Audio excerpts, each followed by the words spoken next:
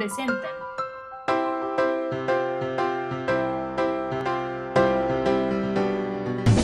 En el café vas a hablar de familia con los mejores especialistas. En el café sabrás de medicina, educación y psicología.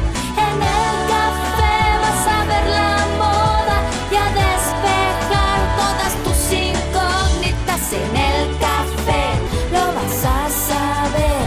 En el café. Amigas, buenas tardes, bienvenidas ya.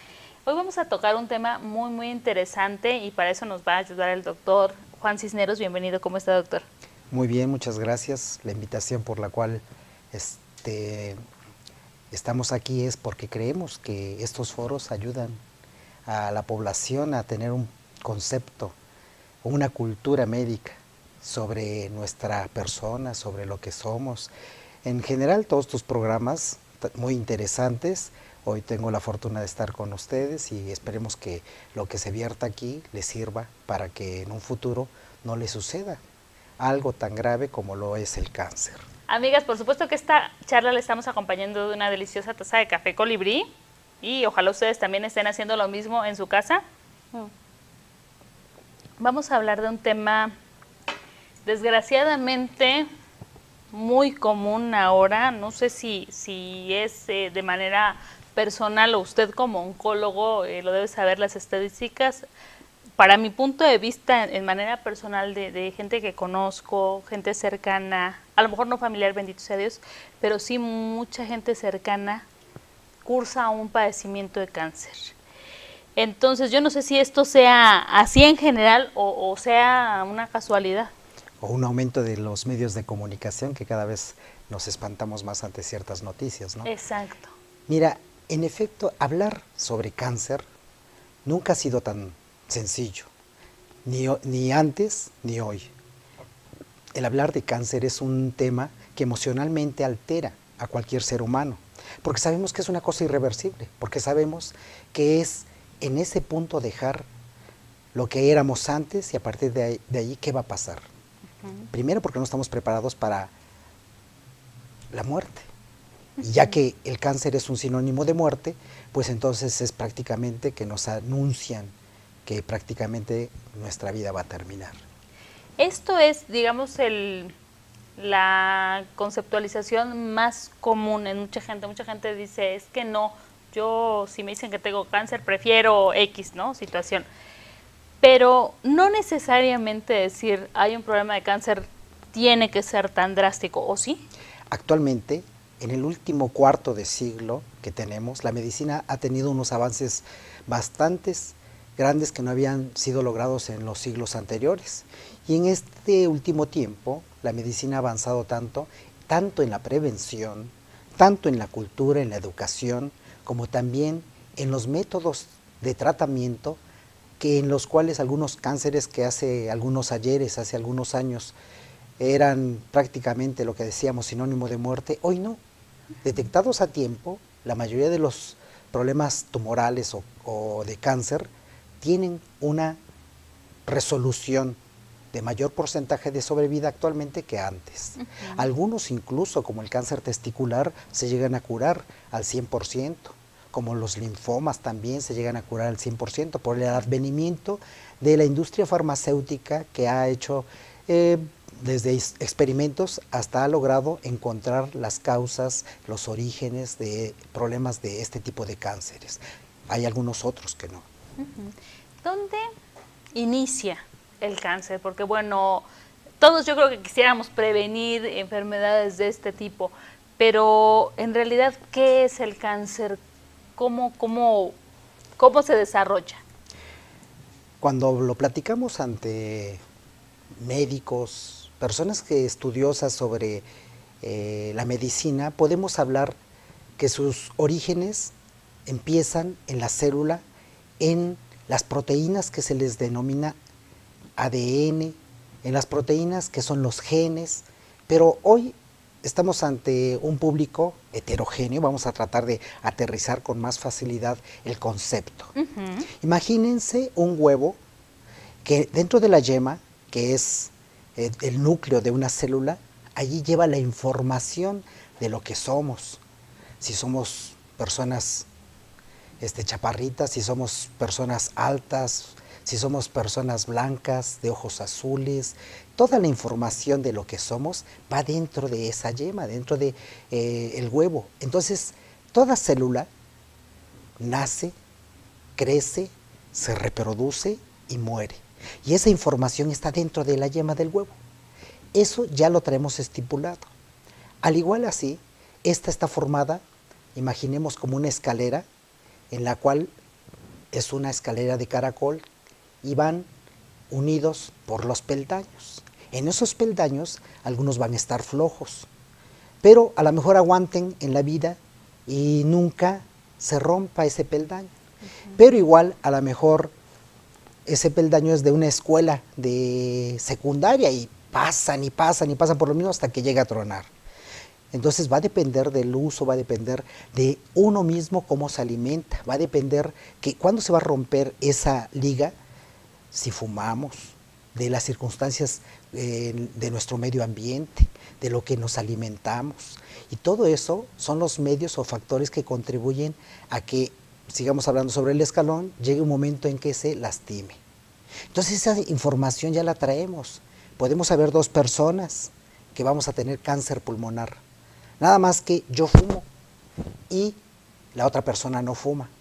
A lo mejor a los 50 años a mí me aparezca el cáncer y a él le aparezca a los 90. Pero si muere por otra cosa, pues a lo mejor nunca se dan cuenta de que también iba a tener cáncer pulmonar. Entonces, ahí es donde empieza el cáncer, en que estas funciones de la célula se alteran en su nacimiento, en su reproducción y en su muerte. Entonces, ese es el origen real del cáncer en los genes de nuestras propias células. Entonces, digamos que puede ser información ya de antes, por eso, no sé si sea hereditario, si tenga un factor de riesgo muy amplio el que una persona, tu mamá, tu papá o los abuelos hayan padecido este problema. Hay algunas estirpes de neoplasias, o sea, de cáncer, que sí llevan cargas genéticas.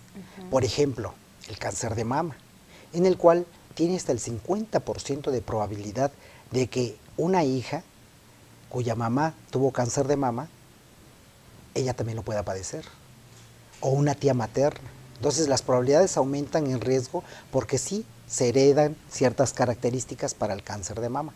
Pero por ejemplo el cáncer cervicuterino o cáncer del cuello de la matriz, ese no tiene cargas genéticas. Pero si su mamá tuvo cáncer del cuello de la matriz, ¿ellas por qué lo van a padecer? Porque en ella lo que se heredan son las costumbres. Y entonces no son hereditarias porque vayan en los genes, sino son hereditarias de un medio ambiente en el cual se desarrollan. Entonces hay que distinguir que sí, hay algunas enfermedades como las del tiroides, como las del colon, como las del cáncer de mama, en las cuales hay factores que se heredan. Y el resto de los tumores, muchas veces la carga genética no es hereditaria. Exacto. Entonces aquí, doctor, bueno, estamos hablando de que solamente algunas situaciones se pueden heredar.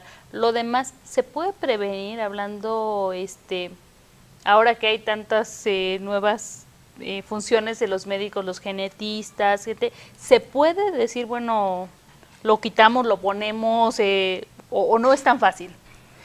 No, sí es dentro de los avances para poder encontrar si los genes están alterados, precisamente llevan unos proteínas que son proto-oncogenes, es decir, que desde antes esas proteínas las podemos detectar antes de que se detecte el daño que ya está haciendo en la célula.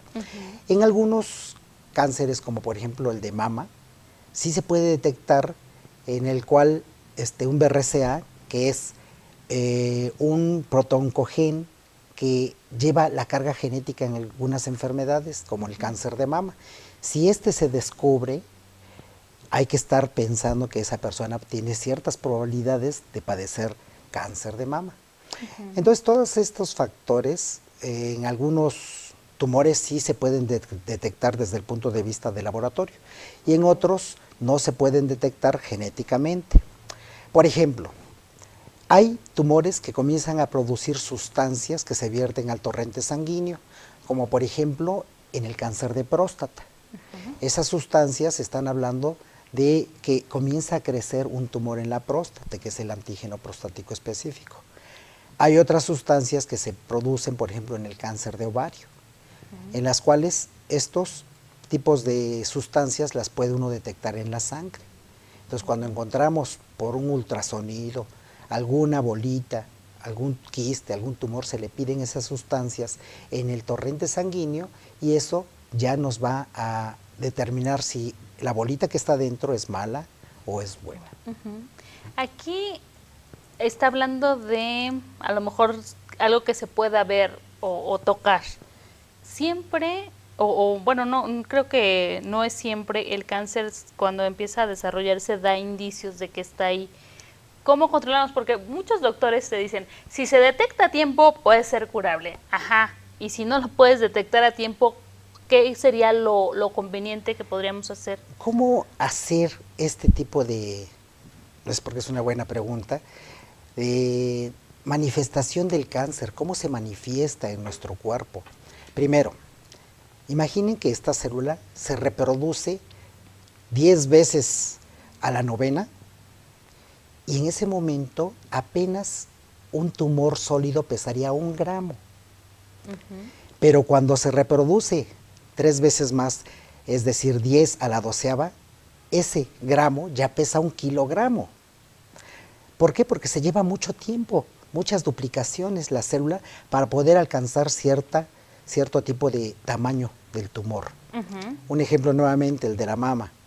Muchas de las veces, cuando encontramos del tamaño ya de un chícharo, es que por lo menos esa lesión ya estaba desde hace 5 años o 7 años. O sea que pasa inadvertido.